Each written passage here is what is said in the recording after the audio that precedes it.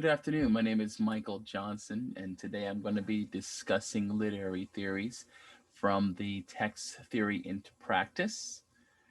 And today I'll be discussing chapter 10, which covers post colonialism and multiculturalism, and chapter 11 that covers eco criticism. When we think about post colonialism and multiculturalism, we are considering the relationship between the colonizer and the native or colonized, how that relationship plays out in a piece of literature, and what are the different aspects to consider when taking in that piece of literature. When we think about post colonialism and the theory that talks about the relationship between, again, the colonizer and the native or colonized.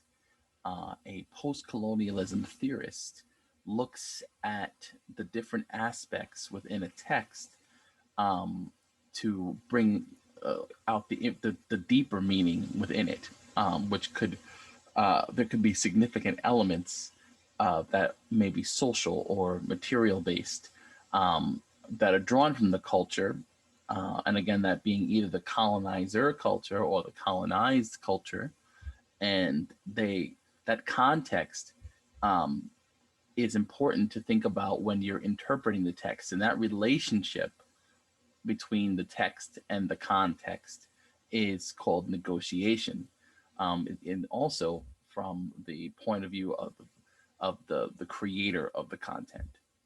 Some of the questions that a post colonialistic critic may ask are things such as: does the narrative look to the past, examine the present, or does it hypothesize about the future? What is the limitations of the cultural standard that's depicted, and what is the effect of mimicry on those who practice it? Mimicry is imitation of a cultural standard that's depicted, um, based on those who practiced it. So, for instance, the colonized people are expected that there's an expectation that they're going to mimic the colonizers' cultural standards, behaviors, and so on, in order to attempt to fit into the society that is created by the colonizer. Um, the post-colonialist critic um, wants to know how, in a piece of literature, characters struggle to develop their own personal identity when they are dealing with their own personal culture, um, versus whatever the colonizer's culture that has been introduced and forced upon them. When we think about multiculturalism, we are talking about recognizing that there's several distinct cultures present with or ethnic groups present within a society.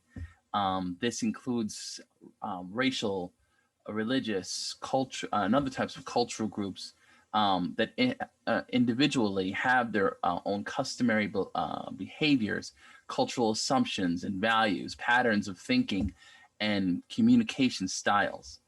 Um, when you're thinking about a group that has different cultures built within it, um, syncretism is another thought which talks about the interaction between those cultures as they blend together, uh, mixtures of native and colonial, through what's called hybridity.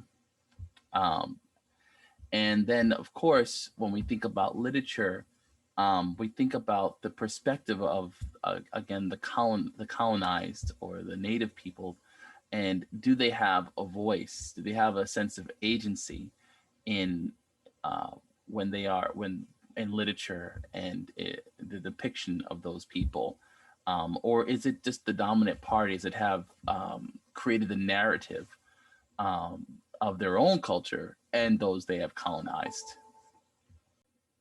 Chapter 11 of the Theory in Practice text refers to eco-criticism. And eco-criticism is a study of literature and the environment within the literature, the point of view where all the sciences come together to analyze the environment and think about possible solutions for the correction of contemporary environmental situations. So when an eco-criticism theorist looks at a piece of literature, they wonder, is the text widely known for its depiction of nature? Um, should it be?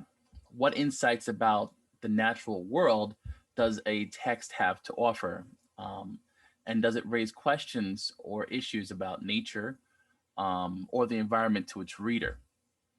Then they take a deeper look at the actual content in the book and and look for like the setting. Does the setting function simply as a background, or does it have a more active role in the narrative? Um, how important is it? Is the physical setting uh, where the character is in the book? Does it describe? Does it give a better description of the character? In a sense, is the environment define this character? Um, and how is nature affected by the human characters, if there are human characters in the text? So again, the relationship between um, character and environment and environmental factors that may contribute to the interpretation of the text. Diving a little deeper into eco-criticism, some of the assumptions or thoughts about that come into play have to do with historical significance. Are there environmental factors that are historically significant or culturally significant? Does the media construct nature and environment in different ways? Is nature a force that's on its own to be respected and valued? Um, and is it important to the human characters again? Um, and an eco criticism theorist wants to know, is there a philosophy, psychology, or ethics involved? Is there ecological research? And what's the stance of the narrator? That's something else to be considered. Um, Again, eco criticism has certain terminology and so on that comes into play, like empiricism, which is basically a belief that all knowledge is derived from life experiences, and how does the environment affect that? Um, and rationalism, um, which accepts reason as the source of all knowledge. Overall, chapters 10 and 11, with post colonialism, multiculturalism, and eco criticism, all fit in together when evaluating a text. Again, the colonizer versus the colonized and the environment in which that takes place all can enlighten a reader as to certain aspects within a piece of literature and help to solidify the understanding of why the literature was created, what is the context of the literature, and or what was the context with for the narrator when creating the literature. And so having these literary theories to consider will pull out certain parts of a piece of lit work and help them to understand a lot more about it than simply a story, simply the storyline or the characters themselves, or even give greater understanding to the story and the characters themselves.